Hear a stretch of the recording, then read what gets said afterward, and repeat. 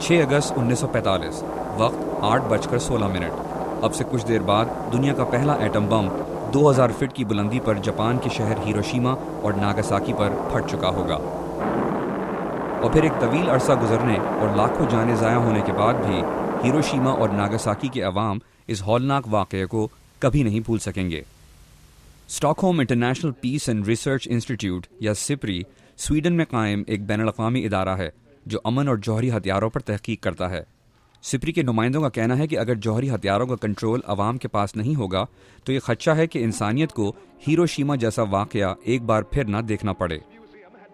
سپری کی شائع کی گئی نئی کتاب گورننگ دا بام میں اس بات کی نشاندہی کرنے کی کوشش کی گئی ہے کہ جوہری ہتھیاروں کو سنبھالنے کی ذمہ داری جمہوری ملکوں کی سول سوسائٹی یا عوام کے پاس ہونی چاہیے، نہ کہ اس ملک کے کسی ایک ادارے کے پاس۔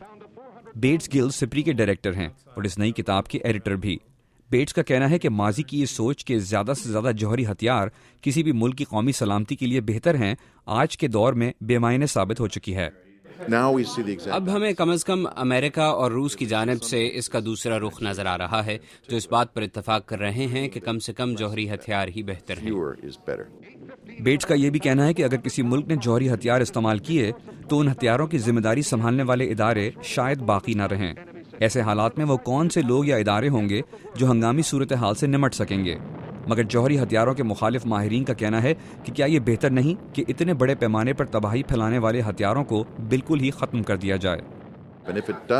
اگر کوئی ملک کسی دوسرے ملک پر جوہری حملہ کرتا ہے تو اس وقت دو قسم کے رد عمل سامنے آئیں گے، یا تو یہ کہ ہمیں ان ہتھیاروں کو بالکل ختم کر دینا چاہیے کیونکہ ہمیں نظر آ چکا ہے کہ یہ ہتھیار کس پیمانے پر بربادی پھیلا سکتے ہیں، اور یا پھر یہ کہ اب جب ہم نے دیکھ لیا ہے کہ دوسرے ممالک ایسے ہتھیار استعمال کر سکتے ہیں تو قومی سلامتی اور اپنے دفاع کے لیے ہمیں ان ہتھیاروں کی ضرورت بھی ہے۔ بیٹس نے یہ بھی کہا کہ پاکستان ایسی صورتحال سے گزر چکا ہے جہاں اسے یہ محسوس ہوا کہ دوسرے ملکوں کی طرح اسے بھی قومی سلامتی کے لیے جوہری ہتھیاروں کی ضرورت ہے۔ For those in Pakistan who advocate the weapon, they perceive their security. اگر پاکستانی یہ سوچ چکے ہیں کہ ان کی قومی سلامتی کے لیے جوہری ہتھیار ضروری ہیں تو ان ہتھیاروں کو رکھنا بے معنی نہیں ہو سکتا، مگر جب تک پاکستان یہ نہیں سمجھے گا کہ اسے کسی بھی بیرونی طاقت سے کوئی خطرہ لاحق نہیں، تب تک پاکستانی معاشرے یا فوج میں جوہری ہتھیاروں کی اہمیت کو کم نہیں کیا جا سکتا۔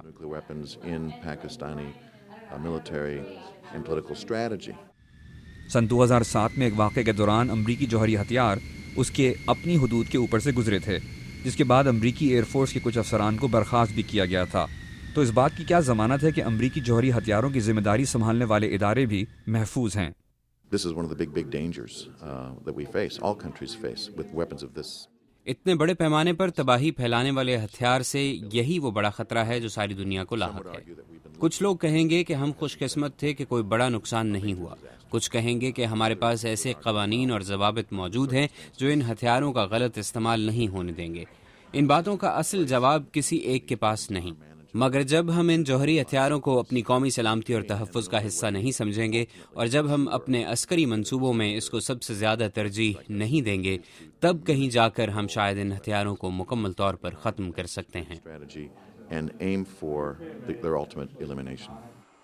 ایٹمی ہتھیاروں میں کمی کے حوالے سے امریکہ اور روس نے گزشتہ سال اپریل میں اپنے ایٹمی ہتھیاروں میں کمی کے ایک معاہدے پر دستخط کیے تھے۔ Imran Siddiqui, Urdu VOA، Washington.